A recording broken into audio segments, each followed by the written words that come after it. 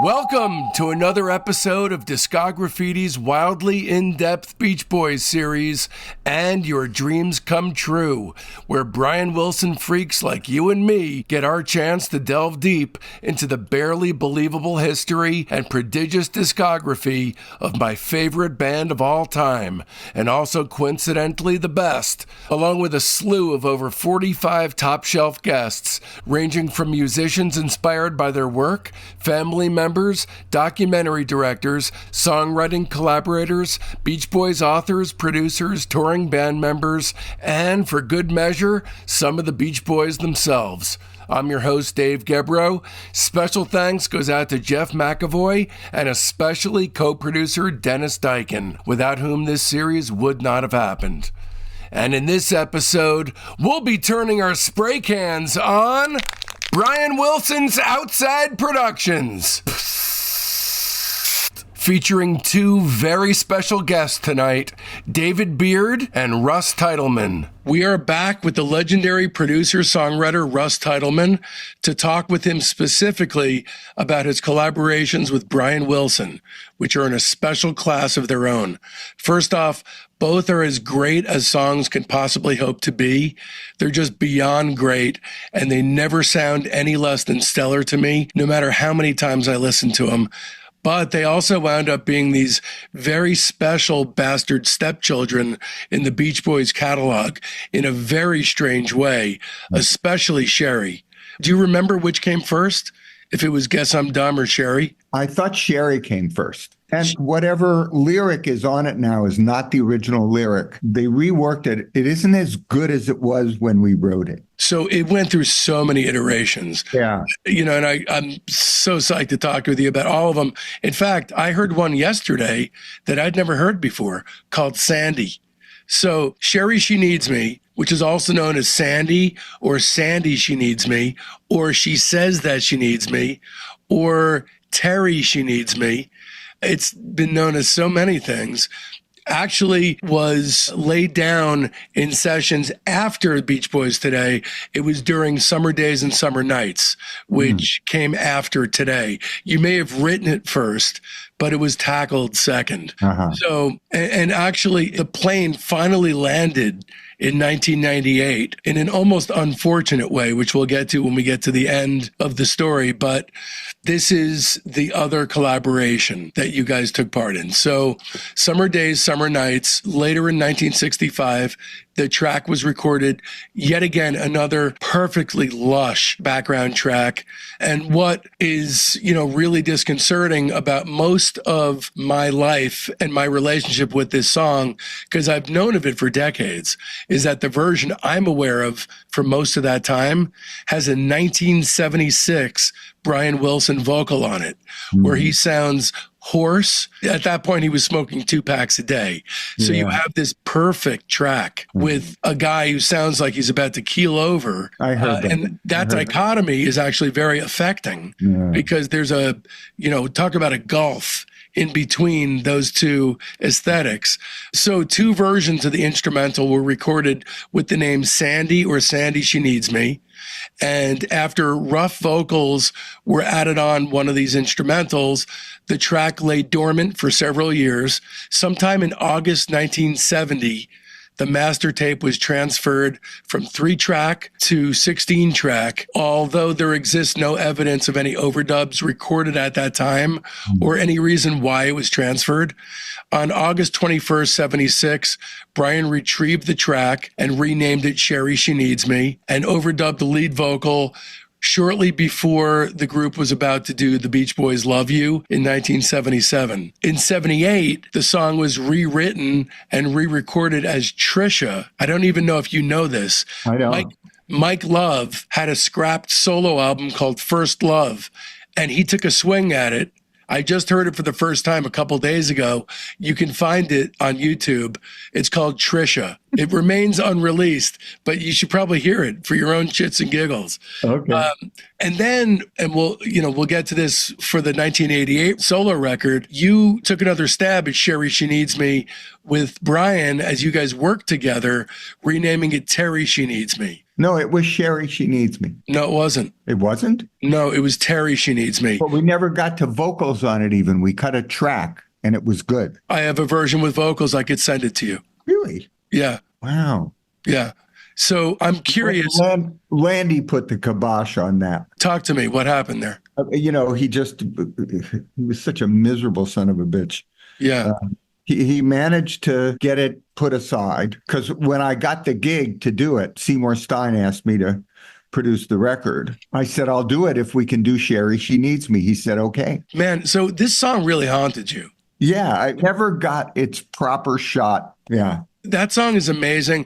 And I love the gallop that happens in the chorus. The verses are amazing and it's really minor key. And then there's an incredible burst of energy that comes with the chorus. And it really is another perfect song. And I would have been pissed that it was cast aside. But I got to tell you, these guys, there were so many attempts to make it happen. It was like it was a haunted song. So talk to me, because I don't want to talk about the end result of how it finally came out. I don't want to talk about that yet.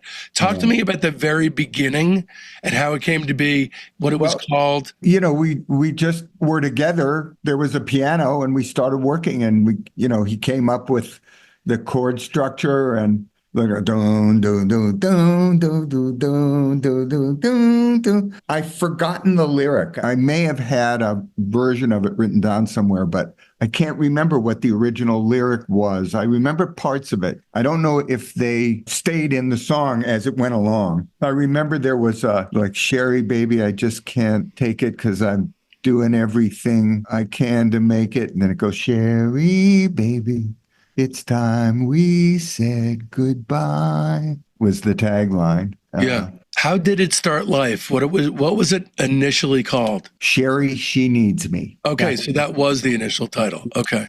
Yeah. Sherry baby, I just can't stand it. Things didn't work out the way we planned it. Yeah. Sherry, I'm sorry. Da da da da da da da. Girl, please believe me. There's nothing I can do. Something like that. Then the B section. So was this like an 80-20 thing, like Guess I'm Dumb, or did you have more involvement in this one? I think I was a little more involved. Okay. I had a feeling. I had a very strong feeling. Was it like more of a 50-50? No. More him than me, for sure. So was your involvement musical at all, or was it lyrical, or melody and lyrics? Okay.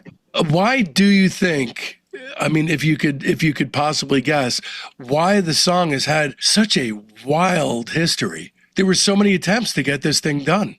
Yeah, and then there was this thing happened. The fuck was it? Carol Bayer Sager got involved and wanted to get rid of the original song, Sherry She Needs Me, and it became She Says That She Needs Me. Yeah, and so this is, unfortunately, how the plane was landed and how the song actually came out is that when Brian was working on Imagination, which came to be his second solo album, which actually kind of blows my mind because that was what the one thing in your rider is that you would get to do this song.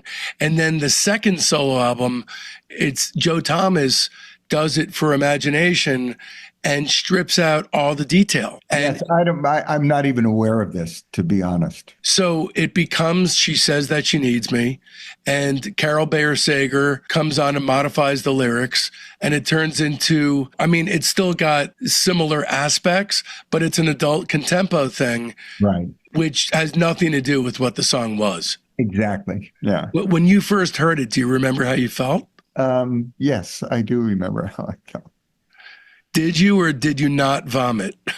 I didn't vomit, but I thought it was terrible. Yeah. Yeah. I can't imagine, I can't imagine the kind of dejection that would come over 30 years later of this being in the back of your mind. I would imagine on a relatively consistent basis, this. You have to let these things go. Yeah. But you could actually put together a nice compact disc or playlist of all the versions of all the attempts that were made to do this. I'd rather not. But they're all beautiful, is what I'm trying to say. They're all gorgeous. I haven't heard them, so I don't. Yeah, they're really beautiful. Well, every good. version I've heard, and I just heard one yesterday. It was a version off of a bootleg box set called Unsurpassed Masters. Oh. Hold on one sec. It'll be worth you hearing this for a sec.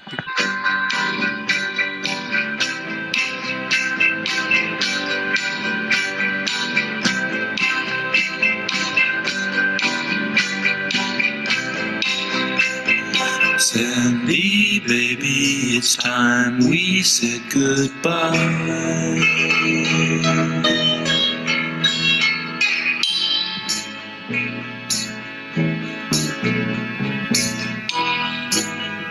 That's the way it was originally with that little bass line. Yeah. Yeah, And it sounds like there's a Celeste maybe, maybe. but I mean, it's beautiful.